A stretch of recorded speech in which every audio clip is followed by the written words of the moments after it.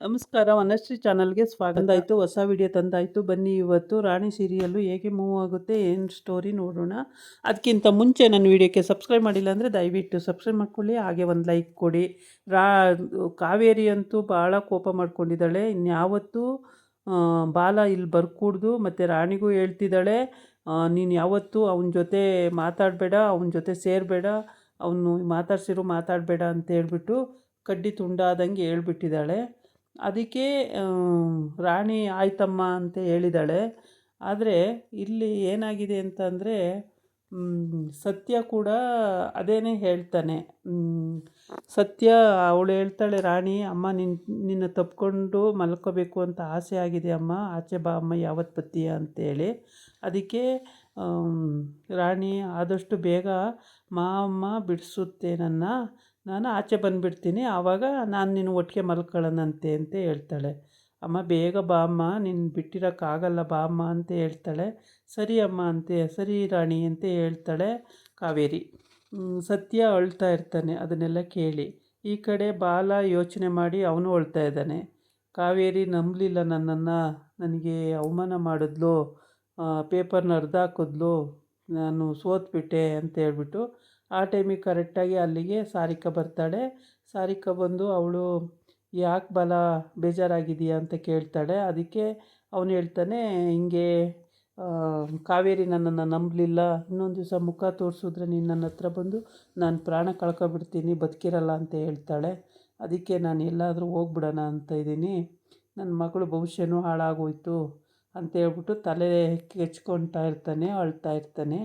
ಸಾರಿಕಾ ಅವಾಗ ಅವನಿಗೆ ಸಮಾಧಾನ ಮಾಡೋ ರೀತಿ ಮಾಡಿಬಿಟ್ಟು, ಮತ್ತೆ ಬಾ ನಿನ್ನ ಒಂದು ಒಳ್ಳೆ ಜಾಗಕ್ಕೆ ಕರ್ಕೊಂಡು ಹೋಗ್ತೀನಿ, ನೀನು ಅಲ್ಲಿ ಹೋಗಿರು, ತೊಂದರೆ ಇಲ್ಲ, ಅಲ್ಲೇ ಇರೋಣಂತೆ, ನಾನು ಬರ್ತೀನಿ ಅಂತ ಹೇಳ್ತಾಳೆ. ಬಟ್ಟೆ ಎಲ್ಲ ಪ್ಯಾಕ್ ಮಾಡ್ಕೊ, ನಾನು ಬರ್ತೀನಿ ಅಂತ ಮನೆಗೆ ಹೋಗಿ ಅಂತ ಹೇಳ್ಬಿಟ್ಟು ಹೋಗ್ತಾಳೆ. ಆಮೇಲೆ ಸರಿ ಅಂತ ಹೇಳ್ಬಿಟ್ಟು ಇವನಿಗೂ ತಲೆ ಕೆಟ್ಟೋಗಿರುತ್ತಾ, ಆಯಿತು ಅಂತ ಒಪ್ಕೊಬಿಡ್ತಾನೆ. ಸಾರಿಕಾ ಎಷ್ಟೋ ವರ್ಷದ ಕನಸು ನನಸಾಯಿತು ಅಂತ ಹೇಳ್ಬಿಟ್ಟು ತುಂಬ ಖುಷಿಯಾಗಿ ಹೋಗಿ ಎಲ್ಲ ಅವಳು ಬಟ್ಟೆಗಳೆಲ್ಲ ತಗೊಂಡು, ಇವನು ಬಟ್ಟೆಗಳೆಲ್ಲ ಪ್ಯಾಕ್ ಮಾಡಿಕೊಂಡು ಎಲ್ಲ ರೆಡಿ ಆಯ್ತಾನೆ. ಆಮೇಲೆ ಇಲ್ಲಿ ಕಡೆ ಸತ್ಯ ಮನೆಯಲ್ಲಿ ಸತ್ಯ ಮತ್ತು ರಾಣಿ ಇಬ್ಬರು ಕೂತು, ಸತ್ಯ ಉಕ್ಸಾಕ್ತಾ ಇರ್ತಾನೆ, ಬಟ್ಟೆ ಹೊಲಿಯೋ ಟೇಲರ್ ಅಲ್ಲ ಅವನು, ಅದಕ್ಕೆ ಬ್ಲೌಸ್ಗಳಿಗೆಲ್ಲ ಉಕ್ಸಾಕ್ತಾ ಕೂತಿರ್ತಾನೆ. ಅವಳು ಸರಳ ಆಚೆಯಿಂದ ಬರ್ತಾಳೆ, ಅಂದರೆ ಡೀಲ್ ಮಾಡ್ಕೊಂಡಿದ್ದಾಳೆ ವರ್ಧನ್ ಹತ್ರ, ರಾಣಿ ತಂದು ಒಪ್ಪಿಸ್ತೀನಿ ಅಂತ ಹೇಳ್ಬಿಟ್ಟು. ಅದಕ್ಕೋಸ್ಕರ ಸತ್ಯ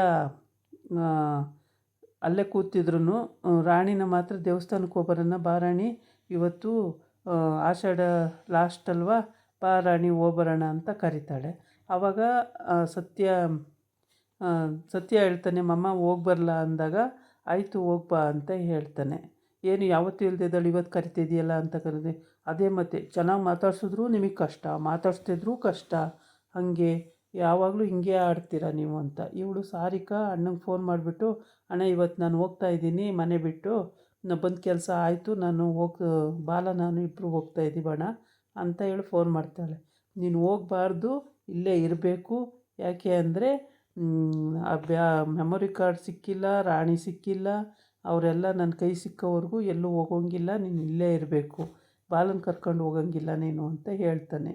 ಆವಾಗ ಅಲ್ಲ ಅಣ್ಣ ಎಲ್ಲ ಆಯ್ತಲ್ಲ, ಇನ್ನೇನು ನಾವು ಹೋಗ್ತೀನಿ, ಬಾಲನ ಜೊತೆ ಹೊರ್ಟೋಗ್ತೀನಿ ನಾನು ಅಂತಾಳೆ.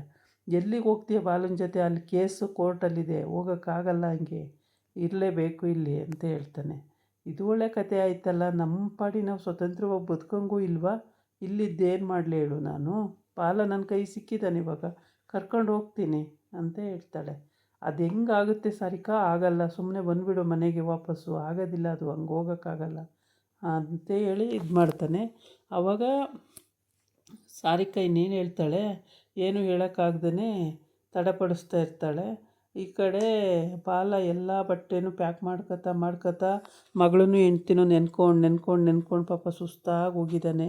ಅವನಿಗೂ ಬೇಜಾರಾಗೋಗಿದೆ.